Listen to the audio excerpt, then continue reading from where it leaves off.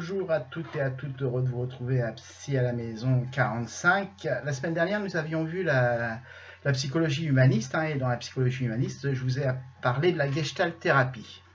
Donc pour entrer un peu plus dans la psychologie humaniste, j'ai décidé cette semaine, parce que je vous l'avais dit, c'est intéressant de voir la Gestalt thérapie. Alors, la Gestalt thérapie consiste à voir l'être humain dans son environnement. Alors, Gestalt, c'est un terme allemand désignant littéralement la forme. Alors, en thérapie, nous parlerons pour des raisons métriques d'organisation et de construction de la personne. Bon, littéralement, c'est la forme, mais dans quoi il en ressort? On va s'occuper de l'organisation et de la construction de la personne. Alors, il faut voir la Gestalt thérapie comme l'interaction de l'environnement de la personne et de l'être humain. Alors, la Gestalt est une thérapie de groupe basée sur l'expérience subjective et la prise en compte de ce qui se passe dans une situation présente. Nous voyons bien qu'elle rentre dans les concepts et la théorisation de la psychologie humaniste. On parlera dans le ici et maintenant. Donc, c'est complètement dans la psychologie humaniste. Alors, clarification et explication, pour que vous compreniez en quoi il en ressort. Alors, en psychanalyse, la question du thérapeute est le pourquoi.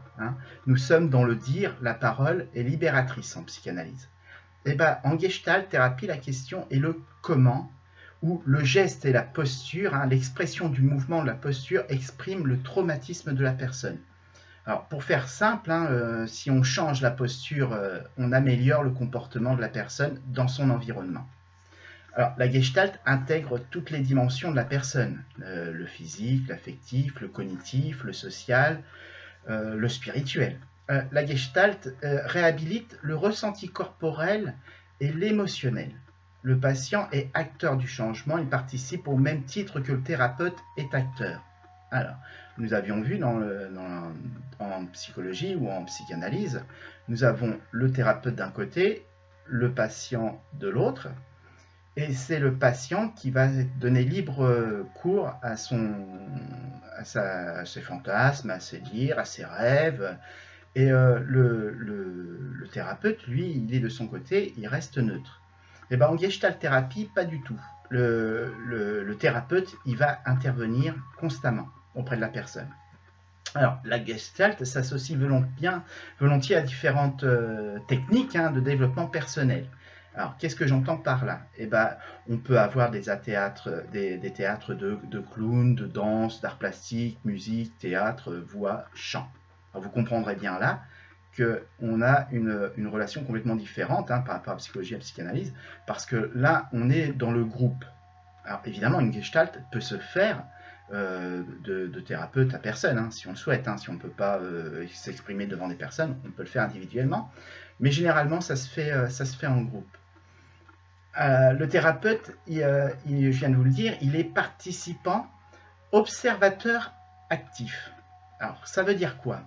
Je l'ai expliqué un petit peu précédemment. C'est-à-dire que le thérapeute, il ne va pas se contenter de faire dire. Il va être aussi acteur, il va être dans le mouvement. Il va être proche de la personne et il va participer aux ateliers. Alors, en participant, le thérapeute, il fait prendre conscience aux personnes de ses propres perceptions et des sensations dans le contact avec la personne.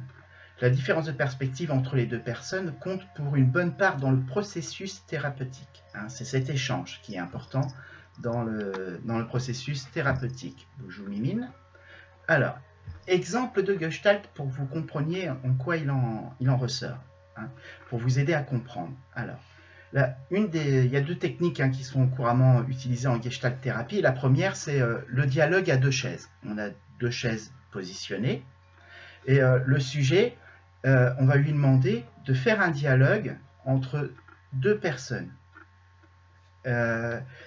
Et ça permet quoi? Ça permet littéralement de mimer les deux côtés d'un conflit intrapsychique. La personne va passer de chaise en chaise et elle va avoir un monologue entre elle-même. Donc ça, c'est une technique de Gestalt thérapie. La deuxième, qui est aussi connue, c'est le dialogue avec la chaise vide. On va positionner une chaise et on va demander à la personne de parler de ce qu'elle veut, comme s'il y avait quelqu'un sur la chaise. Alors, ça vise quoi? Ça vise par une discussion fictive avec une autre personne, évidemment la chaise vide, à résoudre des problématiques ou des conflits passés non résolus et à exprimer ses émotions vis-à-vis de la personne avec laquelle cette situation a été vécue. Ça veut dire que la personne a des conflits en elle. En faisant cet exercice de théâtre, la personne va libérer sa parole, va libérer ses gestes. Mais pas seulement, elle va libérer aussi ce qu'elle a au niveau émotionnel. Voilà. Alors voilà en gros en quoi consiste la Gestalt. Alors pourquoi je vous ai parlé de la Gestalt, particulièrement, pourquoi pas les autres? Parce que la Gestalt actuellement elle prend un essor très important, la Gestalt thérapie. Elle a très bien fonctionné aux États-Unis et on la retrouve de plus en plus en Europe. Actuellement, ça a vraiment un grand essor de la Gestalt thérapie. Alors vous n'en aviez peut-être pas entendu parler, mais il y a souvent des Gestalt thérapies qui se forment, qui se font, des groupes thérapeutiques. Alors ils n'emploient pas toujours le terme de Gestalt thérapie. Mais c'est exactement là, ça vient toujours de la psychologie humaniste. Donc vous voyez bien la différence.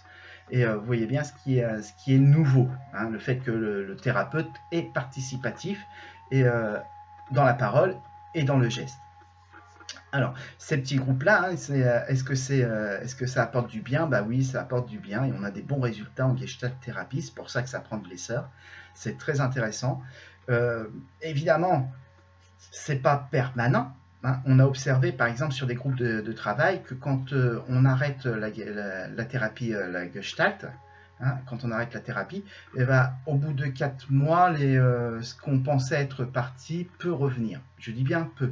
Des fois, la parole est libératrice, le geste est libératrice, donc les problèmes en amont qu'on peut avoir avec soi-même peuvent disparaître.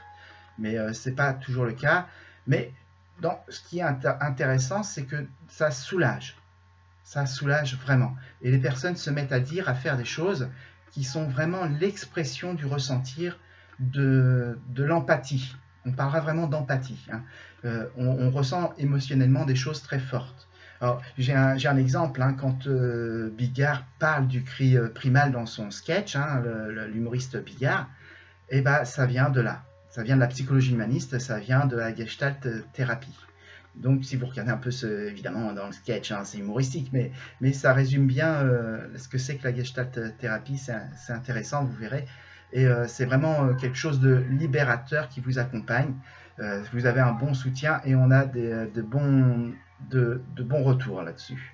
Alors, la Gestalt thérapie, pour conclure, parce que je ne veux pas faire trop longtemps, la Gestalt thérapie est un grand mouvement de la psychologie humaniste, on ne peut pas le nier. Elle prend vraiment de l'essor au niveau mondial, en Europe, et elle a su évoluer avec son temps, et elle correspond vraiment aux besoins de notre société actuellement. Voilà, je vous remercie pour votre attention, j'espère vous avoir informé sur la Gestalt thérapie. Je vous dis à bientôt pour une prochaine vidéo. Alors, on sortira un petit peu des thérapies, de la thérapie humaniste. Je vais peut-être parler d'un fait d'actualité. Je voulais parler un peu du harcèlement, mais j'attendais que, vous savez, je vous le dis toujours, j'interviens sur les faits d'actualité quand c'est passé. Et là, ça passe pas, c'est récurrent. Donc, on fera un petit peu sur le harcèlement à tous les niveaux. C'est d'actualité, c'est intéressant, c'est un fait de société qui nous intéresse tous, je le pense. Je vous remercie, à la semaine prochaine, à bientôt.